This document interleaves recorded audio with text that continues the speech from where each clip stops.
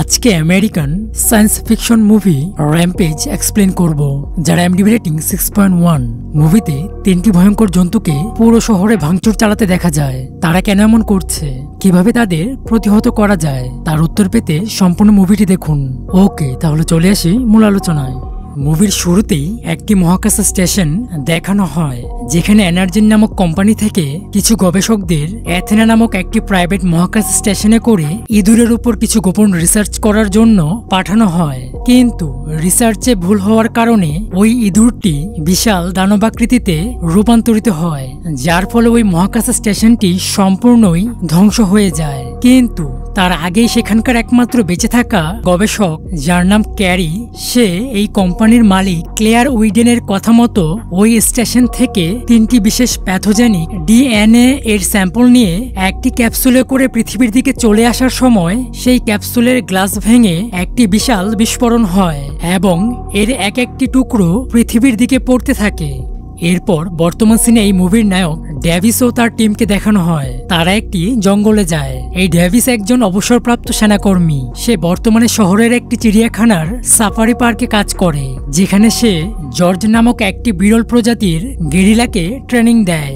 বর্তমানে তাদের দুজনের মধ্যেই একটি বন্ধুত্বপূর্ণ সম্পর্ক গড়ে উঠেছে, এমনকি তারা দুজন একে অপরের সঙ্গে ইশারার মাধ্যমে কথাও বলে। অপর সিনে ওই যে মুভির শুরুতে দেখানো হয়েছিল, একজন গবেষক মহাকাশ থেকে তিনটি প্যাথোজেনিক DNA নিয়ে আসার সময় সেটা বিস্ফোরিত হয়েছিল। তাই এখন সেই বিস্ফোরিত DNA এর তিনটি অংশ পৃথিবীর ভিন্ন ভিন্ন তিনটি অংশে আছড়ে পড়ে। ফলে একটি এসে পড়ে সানদিয়াগো শহরের সেই চিড়িয়াখানায়, যেখানে কৌতূহলবশত জর্জ নামক গেরিলাটি দেখতে গিয়ে আক্রান্ত হয়ে পড়ে। আর বাকি দুটির মধ্যে একটি পুকুরে ও একটি জঙ্গলে পড়ে। এর ফলে একটি কুমির ও একটি শিয়াল এই ভাইরাসে আক্রান্ত হয়। বলে রাখা ভালো, এই প্যাথোজেনের সংস্পর্শে কোনো প্রাণী আসলে তারা বিশাল আকারে রূপান্তরিত হয়ে যায়। যাই হোক, এরপর ডেভিস পরের দিন চিড়িয়াখানায় গিয়ে দেখতে পায় জর্জ ওই চিড়িয়াখানায় থাকা একটি বিশাল আকৃতির ভাল্লুককে হত্যা করেছে এবং নিজে রাগান্বিত হয়ে একটি গুহার মধ্যে বসে রয়েছে। যেটা দেখে ডেভিস তার সঙ্গে কথা বলতে গিয়ে বুঝতে পারে এই এক রাতের মধ্যেই জর্জের আকৃতি যেন ডাবল হয়ে গেছে, যেটা ডেভিসের কাছে একদমই অবিশ্বাস্যকর মনে হয়। কিন্তু তখনই খবর আসে চিড়িয়াখানার ভেতরে একটি প্যাথোজেনিক DNA পড়েছে। তখন ডেভিস ওই স্থান থেকে ওই জিনিসটা উদ্ধার করে এবং তার সন্দেহ হয় ওই প্যাথোজেনের কারণেই হয়তো জর্জের বর্তমানে এই অবস্থা হয়েছে। তাই সঙ্গে সঙ্গে ডেভিস ওই প্যাথোজেনটি একটি ল্যাবে নিয়ে যায় পরীক্ষা করার জন্য এবং সঙ্গে জর্জকেও নিয়ে যায় তার পরীক্ষা করার জন্য। এদিকে অ্যাথেনা নামক মহাকাশ স্টেশন ধ্বংসের খবর ও চিড়িয়াখানার একটি গেরিলার হঠাৎ একটি ভাল্লুককে মেরে ফেলার ঘটনাটা যখন টিভিতে নিউজ চ্যানেলে দেখানো হচ্ছিল, ঠিক তখনই ডক্টর ক্যাট নামক একজন লেডি ডক্টর টিভিতে সেই খবর দেখে সোজা চলে আসে ডেভিসের সঙ্গে দেখা করতে। কারণ এই ডক্টর ক্যাট একটা সময় ওই এনার্জিন কোম্পানিতে কাজ করত, আর এই ক্যাট নামক মহিলাটি সর্বপ্রথম ওই প্রজেক্ট নিয়ে কাজ শুরু করেছিল। তখন ক্যাট ডেভিসকে বলে, রিসার্চের স্যাম্পলটা তুমি আমাকে দিয়ে দাও। কিন্তু ডেভিস তখন ক্যাটের কাছে এই স্যাম্পল সম্পর্কে জানতে চায়, কি আছে এটার মধ্যে, আর কেনই বা এটা কোনো প্রাণীর সংস্পর্শে এলেই সেই প্রাণী বিশাল আকৃতিতে পরিণত হয়। তখন ডেভিস ক্যাটকে নিয়ে যায় জর্জের কাছে এবং বলে, জর্জ দিন দিন বড় হচ্ছে এবং অনেক ভয়ঙ্কর ও হিংস্র হয়ে যাচ্ছে।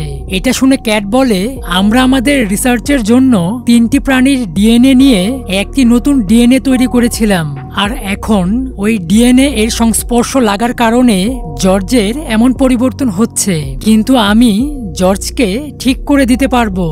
এই কথা বলার পরই ঠিক সেই সময় জর্জ রাগান্বিত হয়ে তার খাঁচা ভেঙে ওই বিল্ডিং থেকে বেরিয়ে পড়ে।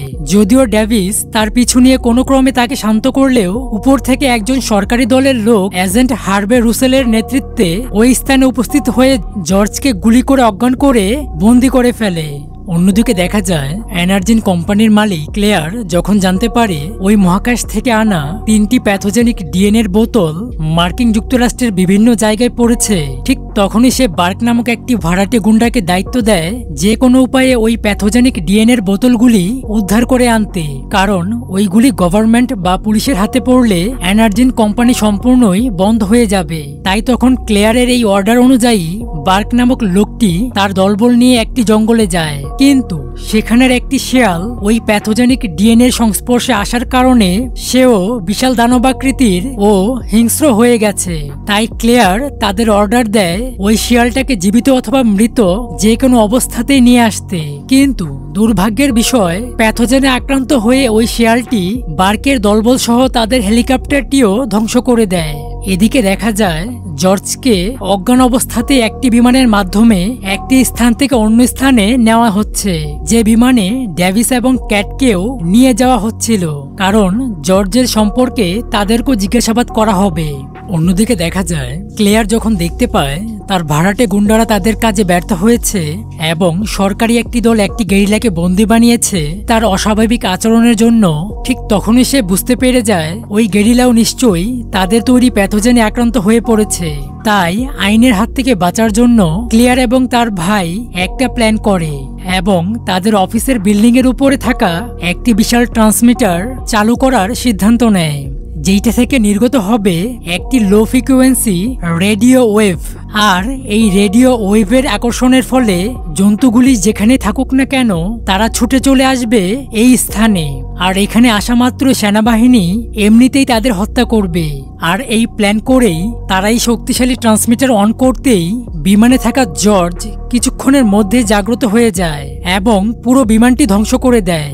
যদিও তখন ডেভিস, ডক্টর ক্যাট এবং এফবিআই এজেন্ট হার্ভে রাসেল আগেই ওই বিমান থেকে বাইরে প্যারাশুটের মাধ্যমে বেরিয়ে পড়েছিল, কিন্তু পরবর্তীতে তারা ওই বিমানের ধ্বংসাবশেষ চেক করে দেখতে পায় জর্জ এই বিমান দুর্ঘটনা থেকে বেঁচে গেছে, কারণ জর্জের কোনো মৃতদেহ তারা সেখানে পায়নি। ফলে এজেন্ট রুসেল শীঘ্রই একটি ভিডিও বার্তার মাধ্যমে সাহায্য চাইলে সঙ্গে সঙ্গে কিছু হেলিকপ্টার তাদেরকে ওই স্থান থেকে উদ্ধার করে একটি এয়ারবেস ক্যাম্পে নিয়ে আসে। এইদিকে এরই মধ্যে এফবিআই এর একটি টিম এনার্জিন কোম্পানির অফিসে উপস্থিত হয়ে তদন্ত করতে আসে। তখন এই কোম্পানির মালিক ক্লেয়ার নিজেকে বাঁচাতে ডক্টর ক্যাটকে ফাঁসিয়ে দেয়। ক্যাট যেহেতু এই কোম্পানিতে কাজ করত, তাই ডক্টর ক্যাটের উপর সমস্ত দোষ চাপিয়ে দেয়। ফলে ডেভিস ও ক্যাট ওই বেস ক্যাম্পে উপস্থিত হওয়ার পরেই একজন কর্নেল এফবিআই এর নির্দেশ মোতাবেক ডেভিস এবং ক্যাটকে গ্রেফতার করে নেয়।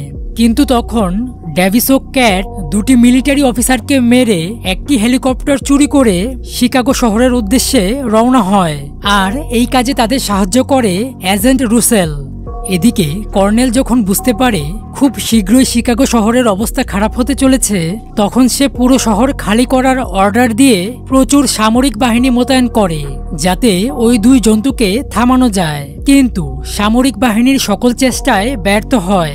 আবার এরই মধ্যে যখন তাদের সঙ্গে যুক্ত হয়ে আরো একটি বিশাল আকৃতির কুমির, তখন পরিস্থিতি আরো খারাপের দিকে এগিয়ে যেতে শুরু করে।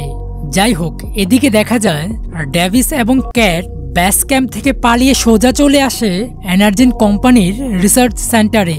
এখানে এসে তারা বিভিন্ন জায়গায় খোঁজাখুঁজি করে দেখতে শুরু করে ওই ভাইরাসের কোনো প্রতিষেধক রয়েছে কিনা, কিন্তু খোঁজাখুঁজির এক পর্যায়ে তারা প্রতিষেধক অ্যান্টিডোট খুঁজে পায়। কিন্তু যখনই ওই অ্যান্টিডোট নিয়ে বাইরে বেরিয়ে আসবে, ঠিক তখনই ক্লেয়ার এবং তার ভাই ওই জায়গায় চলে আসে এবং ডেভিসকে গুলি করে ক্যাটকে সঙ্গে নিয়ে তাদের বিল্ডিং এর একদম উপরে চলে আসে, কারণ এই প্রজেক্ট র্যাম্পেজ আবার শুরু করতে ডক্টর ক্যাটকে তাদের প্রয়োজন পড়বে।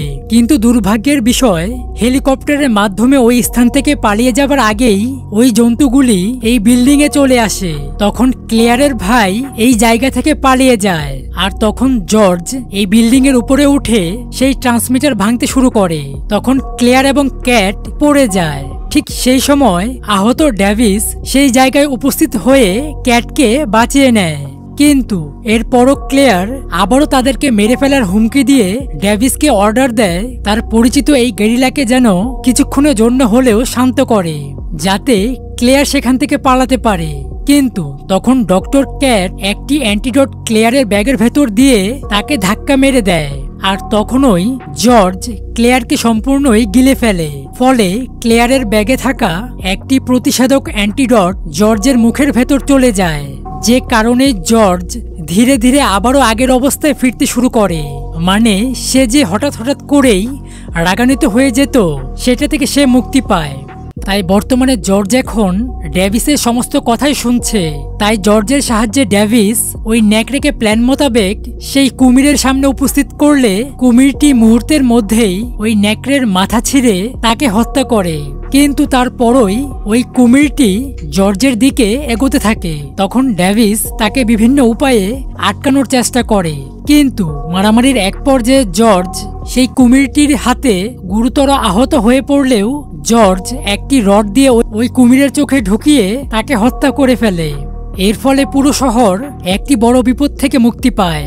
আর এরপরই কিছুক্ষণ ডেভিস ও জর্জ দুষ্টুমি করে, আর এই সিনের মধ্য দিয়েই এই মুভিটি সমাপ্ত হয়। আজ বিদায় নিচ্ছি, দেখাবো নতুন কোনো ভিডিওতে।